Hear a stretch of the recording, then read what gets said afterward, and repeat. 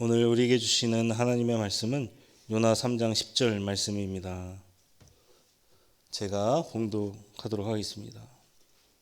하나님이 그들이 행한 것 곧 그 악한 길에서 돌이켜 떠난 것을 보시고 하나님이 뜻을 돌이키사 그들에게 내리라고 말씀하신 재앙을 내리지 아니하시니라. 아멘. 우리 옆 사람과 함께 평화의 인사 나누도록 하겠습니다. 주님의 평화를 빕니다.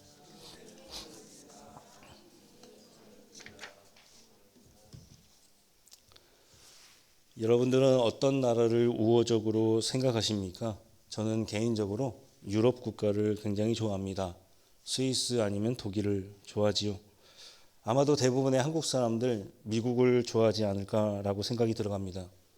때때로 시위 현장을 지나다 보면 한국 국기와 미국의 성조기를 들고 시위를 하니 미국에 대한 생각이 한국 사람이 각별한 것을 우리가 알 수 있습니다.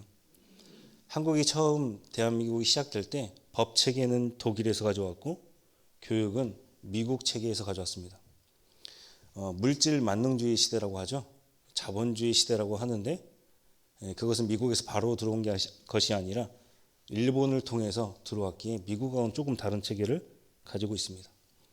여러분들은 어떤 나라를 좋아하십니까? 반대로 싫어하는 나라가 있으신가요? 아마도 일본이라는 나라를 아직도 한국 사람들은 싫어한다라는 것입니다. 다른 나라에게 축구는 져도 일본에게는 지면 안 됩니다. 꼭 이겨야 하는 것이죠. 올림픽에서도 마찬가지다라는 겁니다. 역사적으로 볼 때 일본은 한국에게 많은 잘못을 저질러 왔습니다. 사람들이 위안부라고 그렇게 부르는데 잘못된 용어입니다. 제국주의 성노예 그렇게 불러야 정확한 대답입니다. 제가 독일에 있을 때였습니다. 법관이자 변호사이자 법을 공부한 사람이 이 발제를 하는 거예요. 사람들에게 한국 역사를 설명해 주는데 위안부라는 그 문자를 그대로 사람들에게 설명하고 있더라라는 겁니다. 그래서 제가 위안부가 아니라 제국주의 성노예로 부르는 것이 맞다라고 그렇게 이야기했던 적이 있습니다. 위안부, 사람을 위안을 주는 거, 그거는 일본에서 사용하는 용어입니다. 한국 사람이라면 그 용어를 따라갈 필요가 없겠지요. 어디 제국주의 성노예뿐이겠습니까? 강제징용, 독도 문제, 그 거짓된 교과서를 불량식품을 일본 사람들 아이들에게 먹이고 있다는 사실입니다. 사실 우리 입장에서는 굉장히 상종하고 싶지 않은 나라가 바로 일본입니다.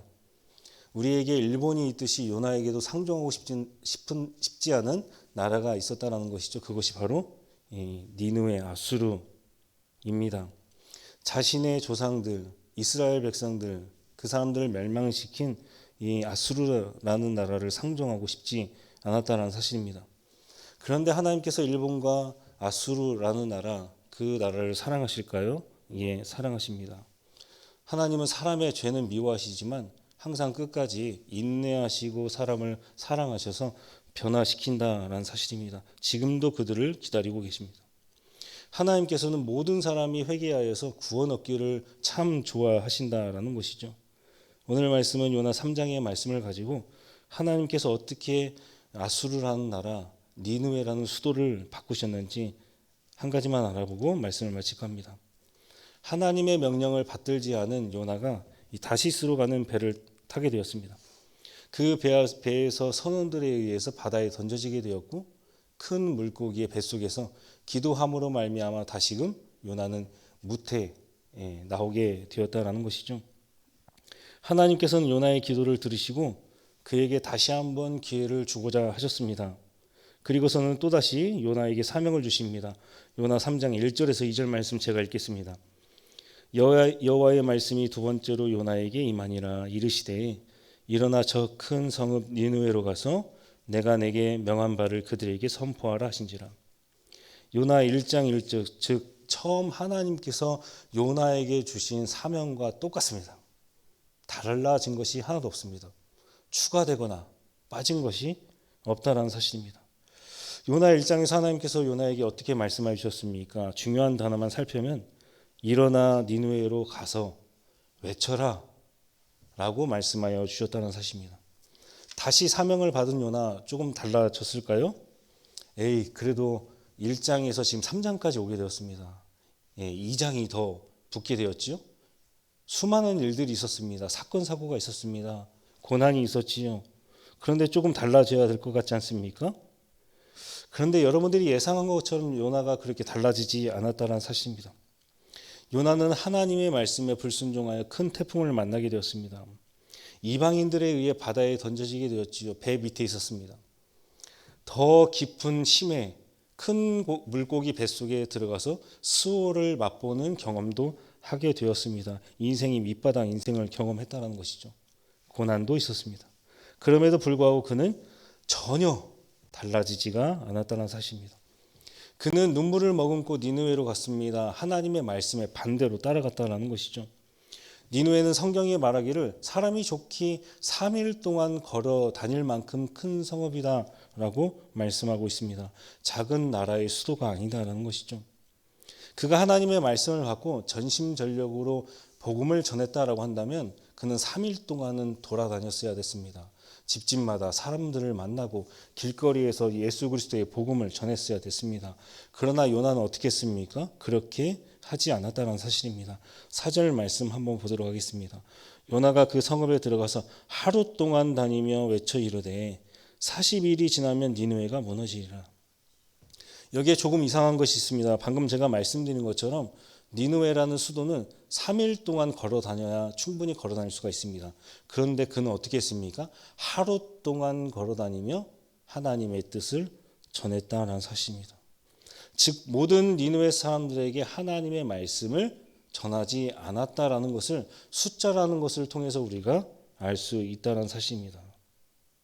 물론 니느웨는 나라가 아니라 수도를 말하는 것입니다. 작은 나라 대한민국 하루 정도 걸어 다니면 어떻게 다 사람들을 만날 수가 있을까요? 그렇지 않다라는 사실입니다. 그런데 그렇게 큰 나라의 수도인데 요나는 하루 동안만 주님의 말씀을 딱 전하고 입을 딱 닦았다라는 사실입니다. 아니 어떻게 말해주는 이가 없는데 사람들이 하나님의 말씀을 듣고 회개하고 다시금 여호와께로 돌아갈 수가 있겠습니까? 두 번째는 하나님의 심판만 전하고 있다는 겁니다. 너희는 그냥 멸망당했으면 좋겠어 라는 사적인 감정을 가지고 주님의 말씀을 전하더라라는 겁니다. 예언자는 미리 예자가 아니라 맡을 예자입니다. 예금의 그 예자입니다. 하나님께서 말씀하여 주신 말씀이 있다고 한다면 가감없이 자신의 사적인 감정은 조금 내려놓고 그 말씀을 정확히 전달해야 합니다. 하나님의 말씀을 맡은 사람이다라는 것이죠. 하나님께 그 말씀을 받았다면 그대로 전달하는 것이 예언자입니다. 하나님의 본뜻은 니느웨가 하나님의 말씀을 듣고 회개하여서 다시금 하나님의 긍휼과 사랑을 입는 것이다라는 겁니다. 따라서 요나는 이렇게 하나님의 말씀을 전해야 함이 마땅합니다. 여러분들이 지금과 같이 살면 40일 후에는 하나님의 심판이 있을 것입니다. 그러나 회개하면 하나님께서 용서해 주시고 사랑의 옷으로 덧입혀 주십니다. 라고 전했어야 했습니다. 구약만 보더라도 하나님께서 심판하시는 이유는 다시금 그들을 사랑으로 안고자 하는 더 심층적인 이유가 있다는 사실입니다. 하지만 요나는 아수르의 수도 니느웨를 향한 그 마음이 하나도 달라지지 못했습니다. 그들이 싫었다는 겁니다. 아수르 사람들이 빨리 망하기를 기다리고 있었다는 것이죠. 이것이 4장까지 계속되는 요나의 사적 감정이었다는 사실입니다.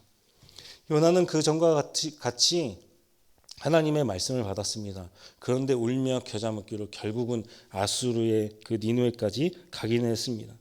그러나 하나님의 말씀을 반쪽만 전하는 반쪽짜리 예언자였다는 사실입니다. 그런데 놀라운 일이 벌어집니다. 5절과 6절의 말씀입니다.